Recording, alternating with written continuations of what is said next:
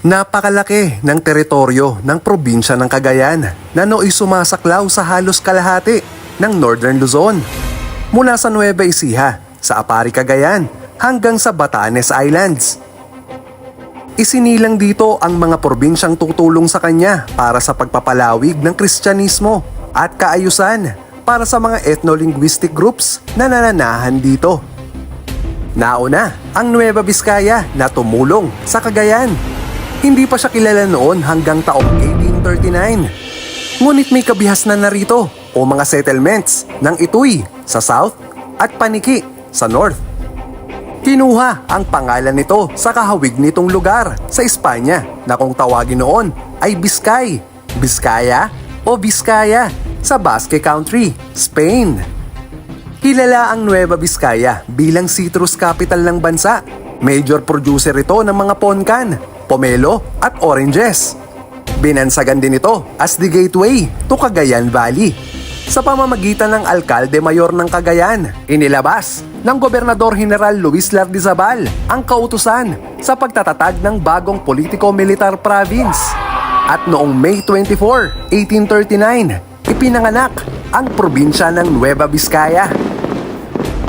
Mula sa salitang Nueva o New, ito ay ang bagong probinsya ng Vizcaya, Spain sa Pilipinas. At si Don Pedro Menchaca ang kauna-unahang namuno dito. Ang kapitolyo pa ng Nueva Vizcaya noon ay matatagpuan sa bayan ng Camarag na ngayon ay Etiague, Isabela.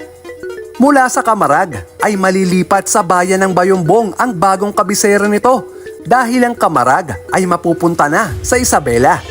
Ang Nueva Vizcaya People's Museum and Library ngayon ay ang nagsilbing Capitol Building sa panahon na yon. Nabuo ang probinsya ng Isabela mula sa mga bayan ng Cagayan at Nueva Vizcaya. Tuluyang lumiit ang teritoryo ng Nueva Vizcaya nang ang mga portions pa nito ay mapunta sa mga bagong lalawigan katulad ng Quirino, Ifugao at Aurora provinces. Nakamamangha kung iisipin na ang mga unang settlers sa probinsyang ito ay naririto pa sa pagdaan ng mahabang panahon. Ang ilan po dito ay ang mga kapatid nating Ayangan, Kalanguya, Isinay, Gadang, Bugkalot at Iwak. Nagawa ng Nueva Vizcaya na panatilihin ang kaayusan at pagkaisahin pa ang iba't ibang mga grupo ng katutubo na naririto. Nagdatingan pa ang mga Ilocano, Pangasinense, Pampango, Tagalog at marami pang iba sa mga sumunod na yugto.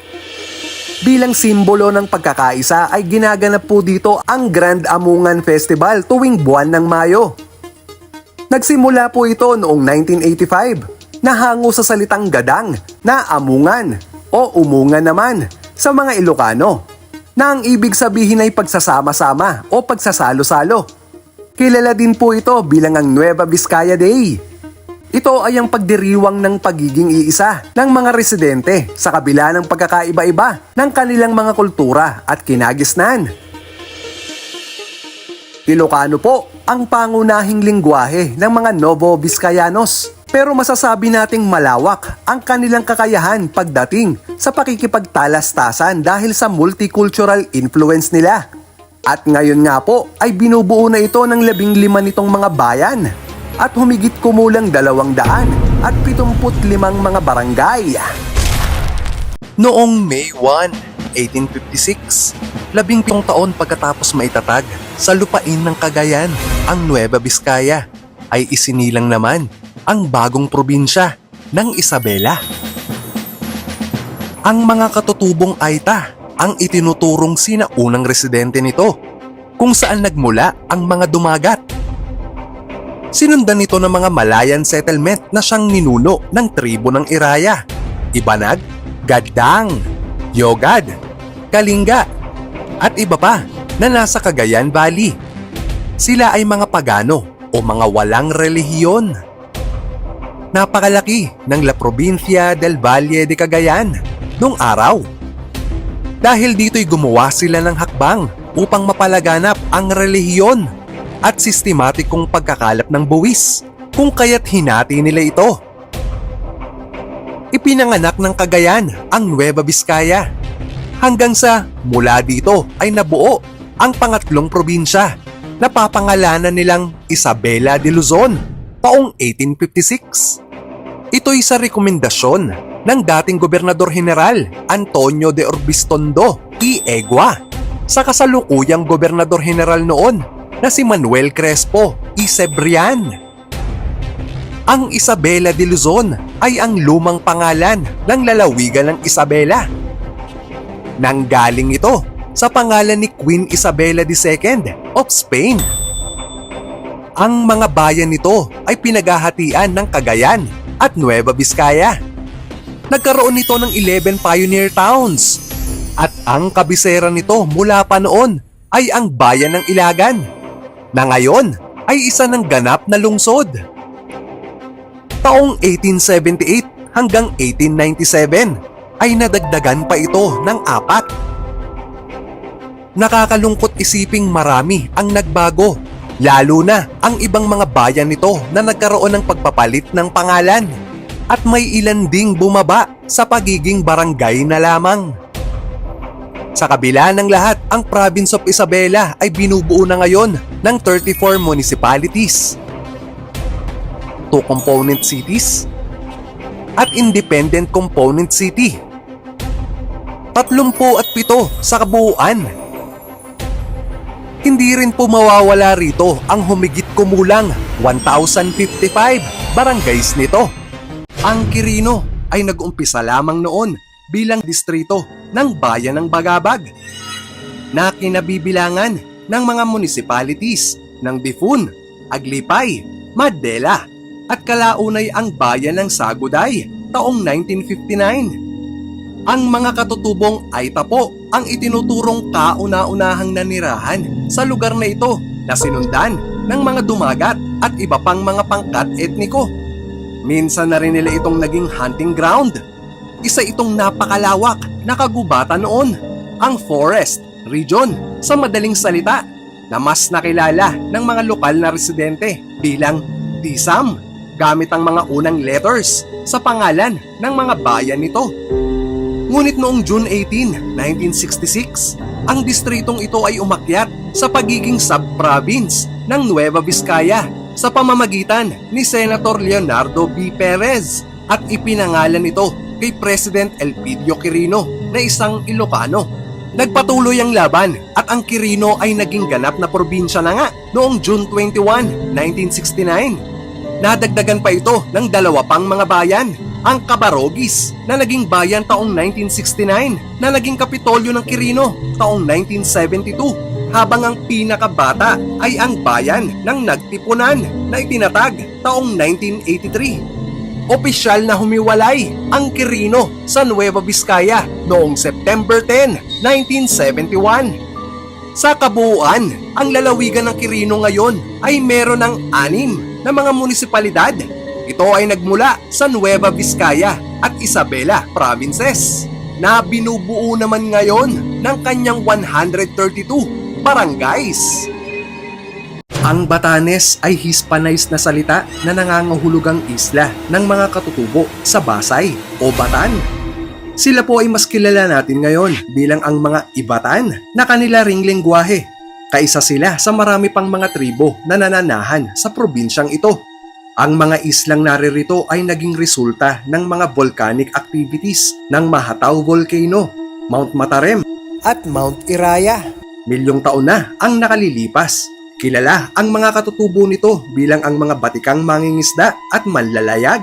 Sila ay pinamumunuan ng Mangpus, tawag sa kanilang leader o pinuno, na tinutulungan naman ng Mapolon o pangalawang pinuno. Ang kanilang mga bahay noon ay nasa tabi ng mga idyang o cliff fortresses. Ayon sa mga archaeologists, itinuturo na ang mga ninuno nito ay ang mga Austronesians na nagmula sa lugar ng Formosa na ngayon ay bansang Taiwan. Isa ang Batanes sa mga probinsya na bumubuo sa Cagayan Valley Region o Region 2. Aksidenteng napadpad dito si Captain Jirobei ng Japan taong 1668. Binisita rin ito ng mga Spanish missionaries. Tinawag naman itong Duke of Grafton's Isle noong 1687 ng English navigator na si William Dampier.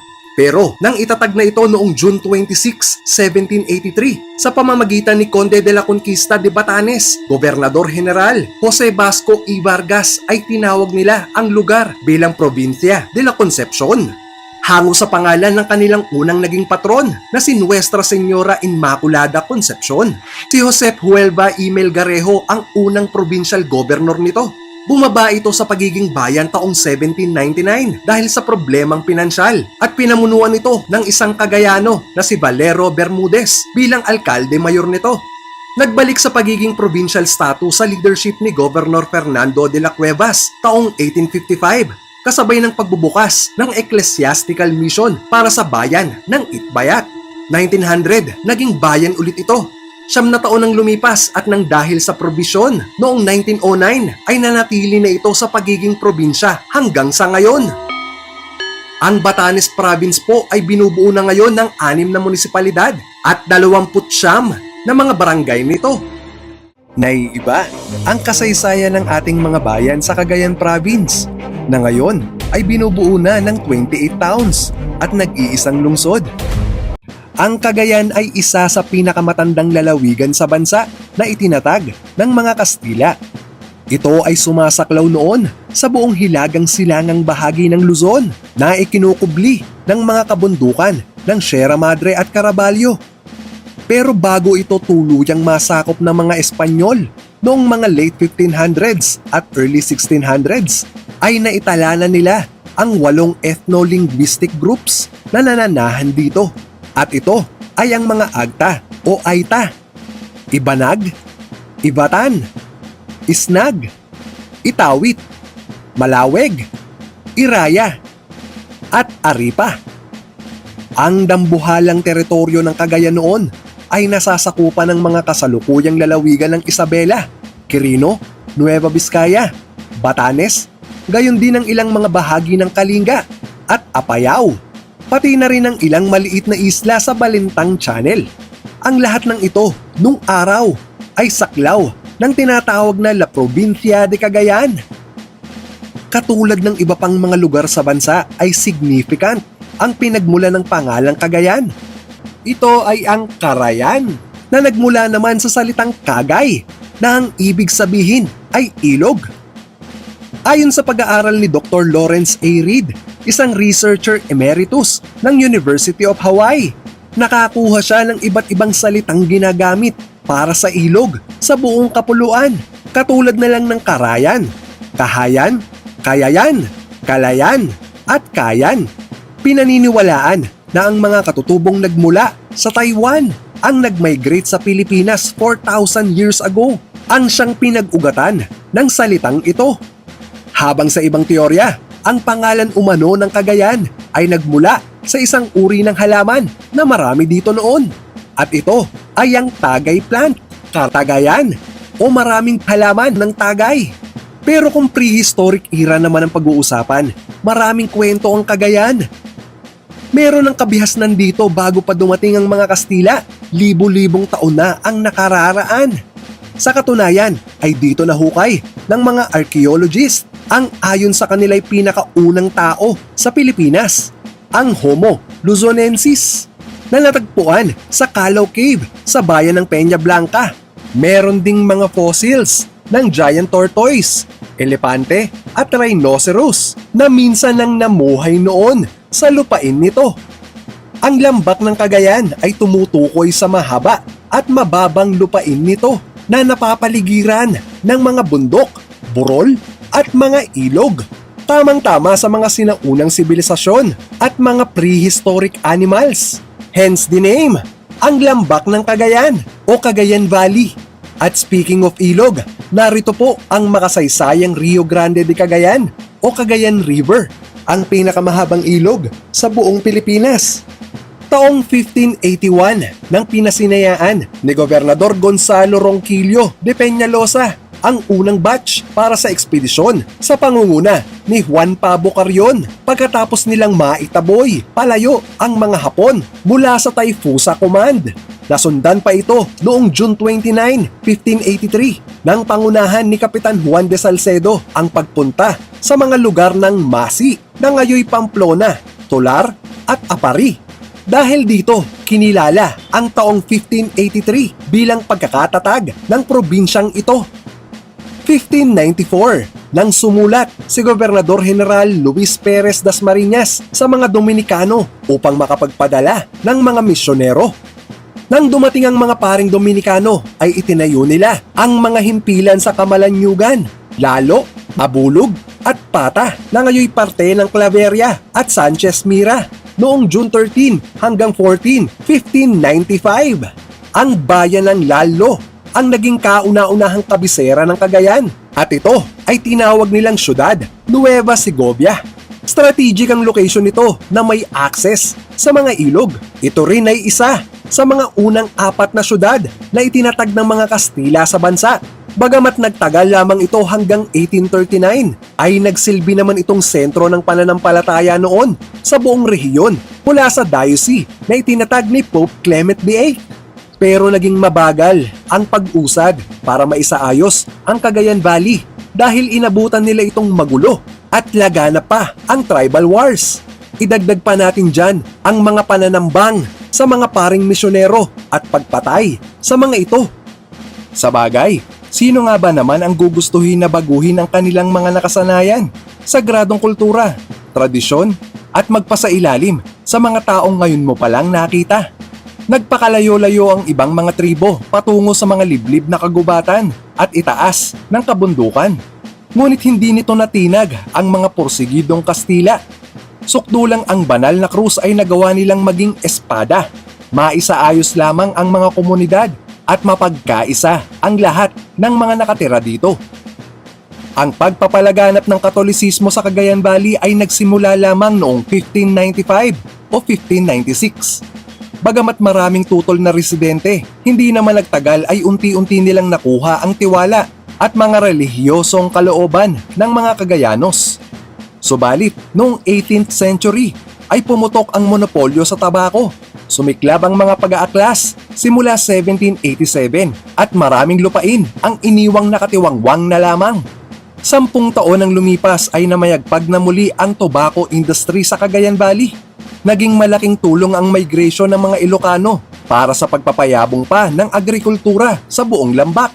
Ngunit, ang kanilang pananatili dito ay ang siyang nagbigay ng daan para mapalitan ang pangunahing lengguwahe ng mga Cagayanos noon, ang Ibanag, patungo sa salitang Ilocano ngayon. 1839 nang mapagpasyahang hatiin ang Cagayan at buuin ang politiko-militar district ng Nueva Vizcaya. 1856, ang bahagi ng Cagayan at Nueva Vizcaya ay binuo naman ang lalawigan ng Isabela. Isinilang din ang partido ng mga Itawes taong 1889 at Komandansya Apayao noong 1890. Panahon ng Amerikano taong 1901, ipinasa ng Philippine Commission ang Batas Bilang 209 para ideklara ang Cagayan bilang isang probinsya at kilalanin ang hangganan para sa teritoryo nito noong 1908. Ang lalawigan ay meron pa lamang 24 towns noon. Tuguegarao ang naging kabisera nito hanggang sa maging bayan ng Tuaw sa panahon ng mga Hapon at muli ay nagbalik sa Tuguegarao. Naipasa ang Batas Bilang 2711. Kinilala ang Cagayan bilang ang pinakamalaking dibisyon ng mga isla sa bansa, hence the name Cagayan Valley Region o Region 2.